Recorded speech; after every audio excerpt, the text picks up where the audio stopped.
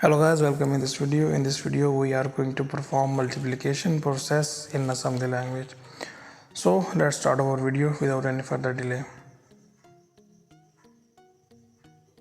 First of all, we have to initialize messages that are going to be displayed on screen. So first message is enter first number on screen. To initialize string we use 0 in initializing. Then second message, enter second number.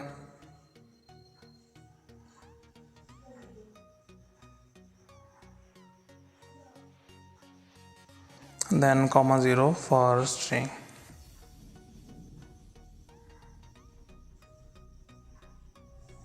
Okay, now we will display enter first number, that is first message on screen, move VDX offset message, then call read string, as we are going to display string message on screen. And then we have to take input from user, so that's why we use call read int. We will take integer input from user. Now we need to store this input in variable, so now initialize variable this data type d word and empty value, and a second variable for second number data type d word and empty. So now here we are going to move first input value into variable. So now repeat the process for second message. Copy these 3 lines and then paste it here and change the variable name. It will display second message, enter second number on screen. And now we need to store second number in second variable. So both numbers are now stored in variables.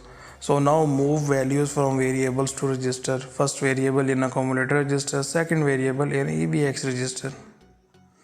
Then mul EBX for multiplication and call write-in to display the result of on screen. So now go for debugging, start debugging. So let's wait for it. Yes, our program has been built successfully. So here enter first number 43, second number 3. You can see the result 149. So that was our today video. Thanks for watching. Don't forget to subscribe and press the bell icon.